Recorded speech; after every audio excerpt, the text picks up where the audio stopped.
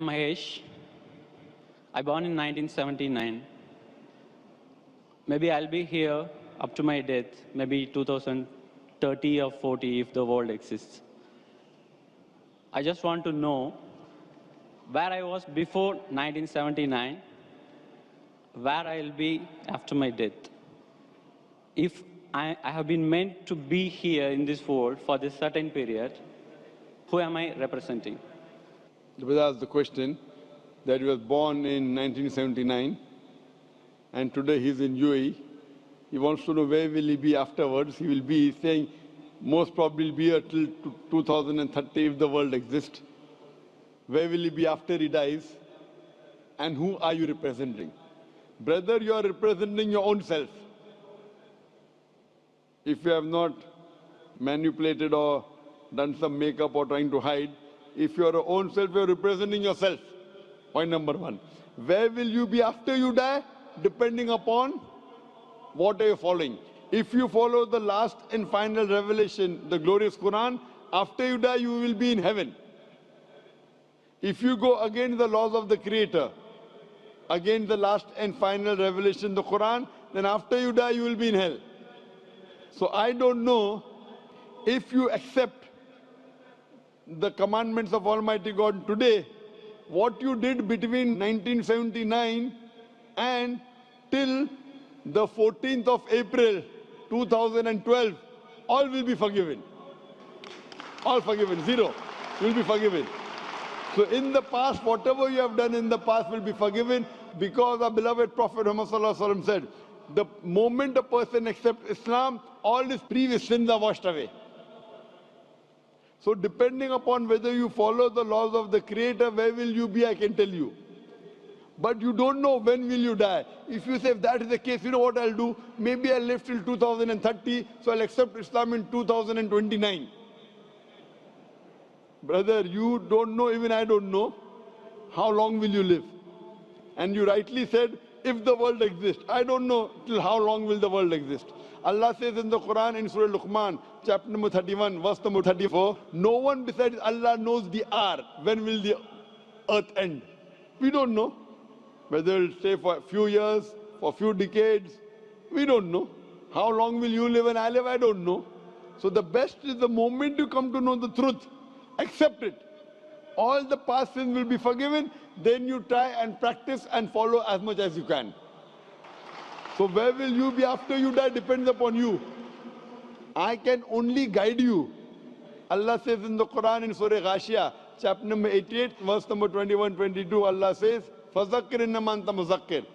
He tells the Prophet, your job is to deliver the message. Giving hidayah is in the hands of Allah subhanahu wa ta'ala. So I want to ask you, brother, after you die, do you want to go to heaven or hell? After you die, do you want to go to heaven or hell? To be frank, I don't know. You don't know. Because for me, the heaven and hell is here. It's up to us. Yes, this is temporary heaven, hell, temporary. As I mentioned earlier, Quran says in Surah Mulk, chapter number 67, verse number 2, Allazi khalaqal mauta wal hayata. It is Allah who has given you death and life so that He may test which of you is good in deeds. This is a test. And an average man lives in this world for about 70 years, 60 years. Some die at the age of 20, some 50, some live for 100 years. Average maybe 60 to 70 years. So this is temporary phase. The next life is eternal. So you say heaven and hell is here. And then if you try to make this life heaven by going after luxury, enjoying life, drinking alcohol, your next life becomes hell. Because Quran, Allah says in Surah Hud that those who want this world, Allah will give you this world but will not give you in the next life. Those who care for next life, Allah will give you next life, also this life. So as a businessman, if someone tells you that I will give you little trouble, difficulties for the 70 years, next life eternal, unending, always pleasure. So this life is 0.00001% of the next life. As a businessman, you wouldn't mind saying, okay, I don't mind trouble in this couple of, small percentage. Like before the examination, you struggle, you stay awake, you don't sleep, or you sleep less. and then you appear for the examination. So that few days before that you struggle and you study, so that in future it is good for you. So similarly, brother, this life is a test for the hereafter. If you're a Hindu, if you're Mahesh, and if you believe in the Hindu scriptures, same the Veda says. If you read Rigved, book number 10, chapter number 16, verse number 4 to 5, talks about Punar Janam. Punar means next, Janam means life. Same thing what the Quran says about next life. So this life you come, and there's next life. Being born, dying, cycle of birth, rebirth is not mentioned in the Vedas. It talks about Punar Janam means next life, which is there in the Quran. So a really good person would think about, as a better businessman, that the next life is multiple times. Multiple, keep on multiplying. This life is a small, negligible 0.00001% compared to the next life. So as an intelligent person, you wouldn't mind taking trouble in this life so that your next life becomes paradise and heaven.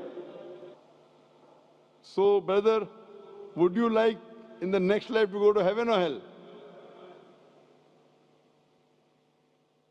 Brother? Yes, sir. Would you like to go in the next life into heaven or hell? No, sir. I don't think I will be having a next life, because if I am going to have a next life. Do you believe in the Hindu scriptures? Yes, sir. You believe? Do you believe in the Vedas? Scriptures, some of the points. Do you believe in the Vedas? Yes. I don't know big about the Vedas. But you believe it to be sacred, correct?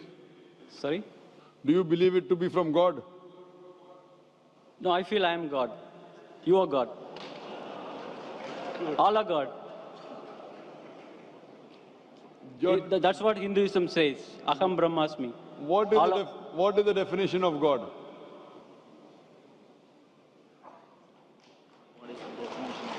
I don't know. I am God, you are God. What is the definition of God? I don't know. That means you don't know, I don't know. I know myself. Okay.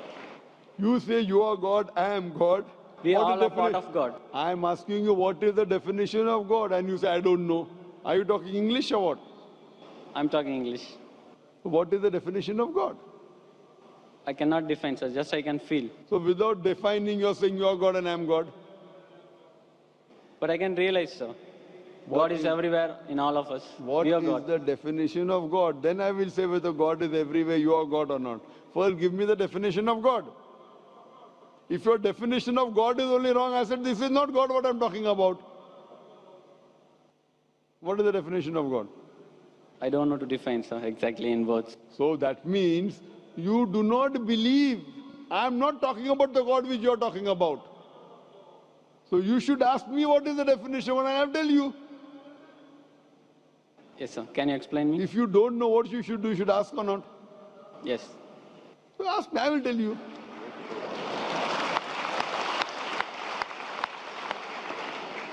The definition of God come to according to Vedas and Upanishad, then I come to the Quran.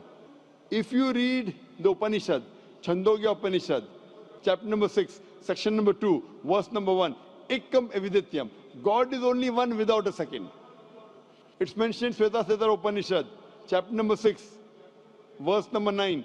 Nachasya kasij janitana chadipa. A Sanskrit quotation which says that of that God, he has got no superior, he has got no parents. Almighty God has got no Lord, no superior, no mother, no father. It's mentioned in Shveta Upanishad, chapter number 4, verse number 19. Na tasya pratima asti. Of that God there is no pratima. Pratima is the Sanskrit word which means image, picture, portrait, sculpture, statue.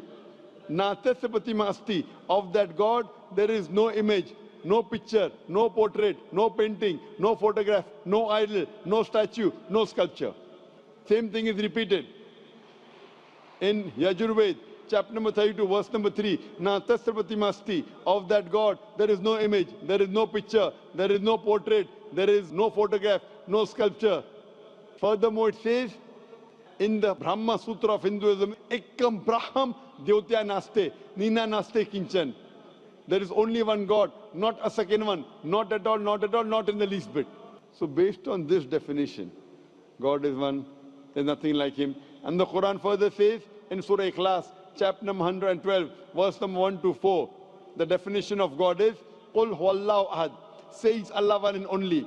Allahu samad. Allah the absolute eternal. Lam yalid wa lam yulad. He begets not, nor is he begotten. Wa lam yakul lahu kufuwan ahad. There's nothing like him.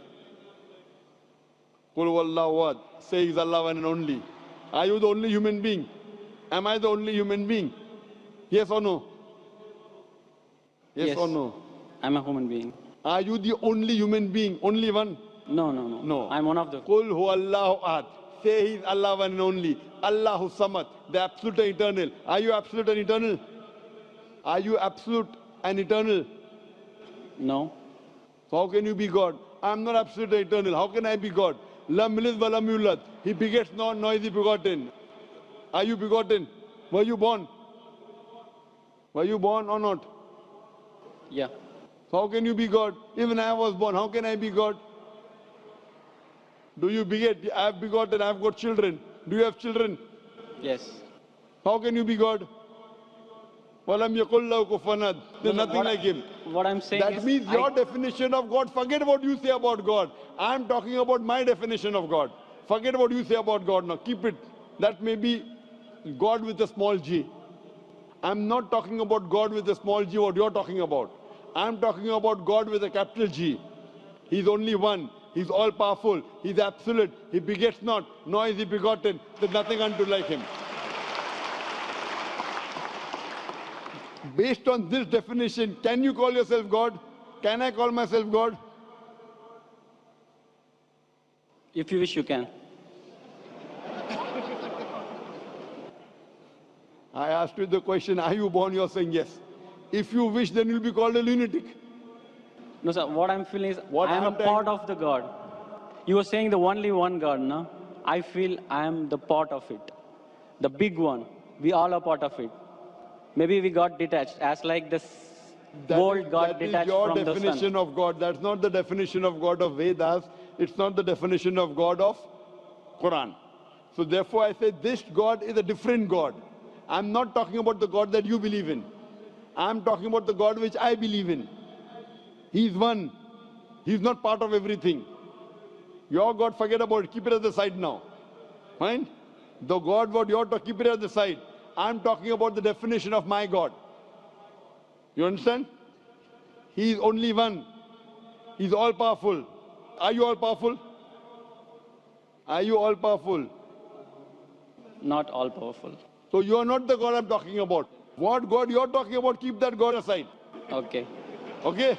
My God I'm talking about. Therefore, La ilaha, there is no God. All the other false gods are wrong. You keep it aside.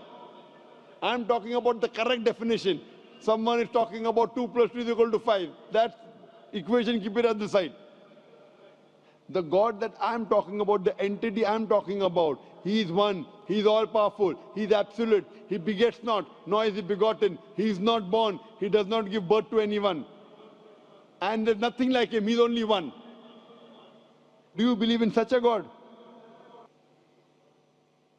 No, sir, I don't believe. That's the problem. That means you are not believing in the true God.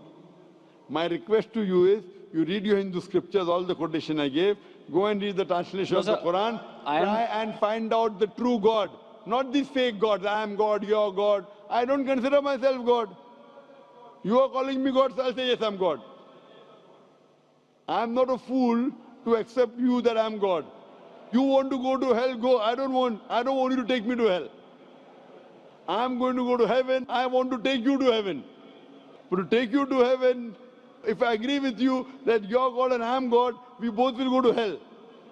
I prefer we both go to heaven. Therefore, I request you read your scripture, the Vedas, the Upanishad, read the Quran, educate yourself, and join me. We both will go to heaven, inshallah. Thank you.